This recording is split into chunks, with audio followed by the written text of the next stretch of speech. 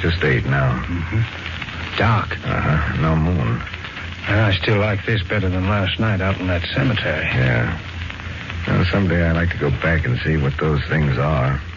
Lope around on all 4 or get up on their hind feet. You're welcome to them. Oh, why are we standing here in this alley? Why don't we go inside? I thought we'd wait for Doc and Reggie out here. What for? Is this the door that takes us into the back room of the saloon? Yeah. We're in the alley directly behind the blue circle. Have you tried the door? No. Well, let's do. Someone's liable to come up on us out here in the alley. Well, go ahead and try it. Won't be unlocked, though, if they haven't arrived.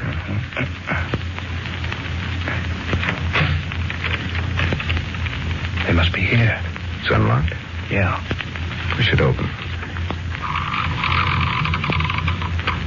Needs grease. Listen. Let's go in. Yeah, might as well, I guess. I'll lead off. You close the door behind us and lock it if you can. Yeah. You in? Yeah, close it.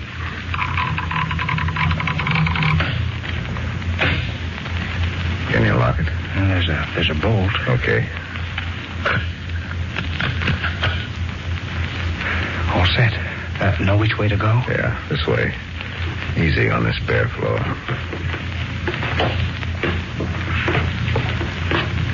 Packard. Yeah? There's a light under the door just ahead. Yeah, that's it. Doc and Reggie are here ahead of us, it looks like. Somebody, anyway. You got your gun handy? Mm-hmm. I'll try the door. If it's unlocked, I'll stand aside and push her open. On the chance it mightn't be Doc and Reggie, huh? Yeah, just on a chance. You wait here. Here goes. Okay.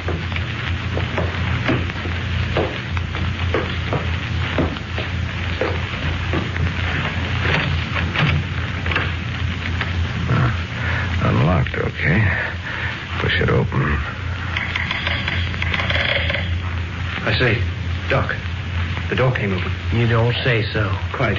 Of its own accord. I'd like to make you a bet that it didn't. I'd like to make you a bet. You'd win, Doc. I say. Jack, you old son of a gun. How are you, boys? Blazes, it's good to see you again. Well, Reggie, you need a shave. Quite. Toilet facilities in our dungeon were practically nil. Oh, yeah, Jack, you got to meet our cellmates. You remember Buffington? Hello there, Buffington. The last time we met in the blue circle, you tried to throttle me. That's right, I did. No hard feeling. Oh, no, it's quite all right, only don't try it again. Yeah, matter of fact, Buffingham's kind of a host tonight, seeing how he's the ex-bartender of the blue circle. Oh, don't mention it. Okay. And you remember John Stern? He was running guns and got caught, and him and his little honey Patricia was in the next cell to it. Hello, Stan. Hello.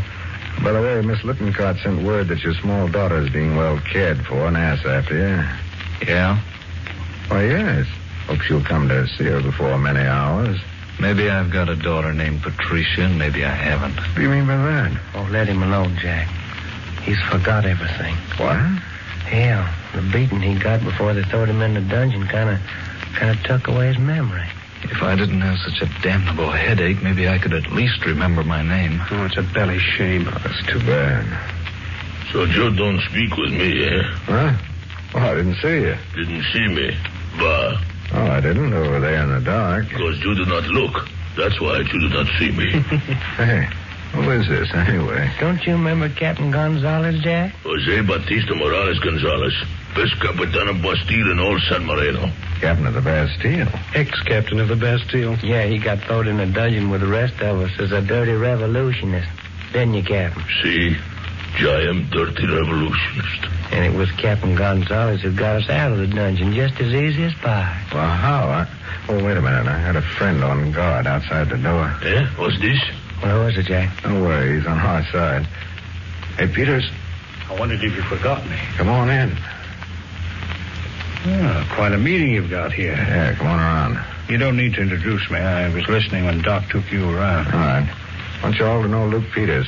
Who's Luke Peters? See, who is Luke Peters? Luke Peters is Doc and Reggie's and my boss. He is? Yeah, the new leader of the Charles H. Fortune Company's rubber expedition here in San Marino. Well, what you know. Put her there, Mr. Peters. Nice knowing you. Thanks. Quite. I'm Reggie York. How are you, York? What's the matter with that man over there holding his head in his hands? I thought you heard everything. That's Stern, the gun runner. Beaten up and lost his memory. Says he has a headache. I've got the father of all headaches. Fractured skull? More likely concussion. Oh. And then, Doc, you started to tell about your escape. I wanted Peters to hear it. Go on. Well, there wasn't nothing to it, Jack. Captain Gonzalez said that he knowed sooner or later he's going to get thrown in his own dungeon, monkeying around with revolution the way it was. And so what did he do? He cemented a drill and a saw and a crowbar up in the wall of each dungeon. He did what? Swear to my grandma, Dad. Didn't you, fella? See, he was good investment. If I had not done it, where would I be now? In dungeon. But I did do it. And where am I now? In the back room of the Blue Circle Saloon. Well, if that isn't the craziest story I ever heard. Yeah, but Gonzalez, why were you monkeying around with the revolutionists when you were captain of the Bastille? That was a big job. See, but revolutionists give me much money. One you were making as captain of the Bastille? See, plenty more. Well, this is a great crew of men we have here, Packard. What do you mean? Well, we have Captain Gonzalez, the traitor. Revolutionist, senor. If you wish, senor. The revolutionist. And Buffingham, a revolutionist. Well, what about it? Oh, nothing about it. Then why mention it at all? Oh, I'm sorry if you're sensitive. But you see, it's necessary to mention it to make my point. I don't think I like you. Oh, shut up, Buffington. I won't shut up. Honest to goodness, fella, I sometimes wonder why we didn't leave you back in the dungeon. Oh, you wonder that, do you? May I finish what I was saying? Sure, go on, Mr. Peters. We seem to have here 2 revolutionists and a gun runner. All enemies of the government of San Marino. Yeah, well, what are you driving at? Well, Doc and Reggie had a murder charge hanging over their heads. Now they've got a prison break added. And you, Packard, are a fugitive from justice. Yeah?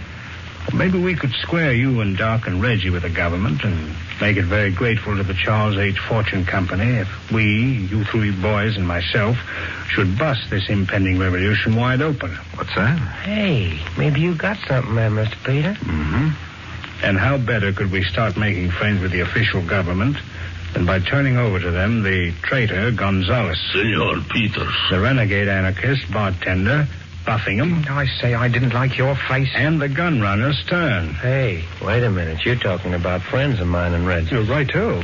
We'd jolly well still be in clink if it wasn't for Gonzalez. Well, you're doggone right. And Buffington and Stern stood up with me and Reggie and fought a whole darn company of military police. Right. You're not going to turn anybody over to the government. Not out of this crowd, you ain't.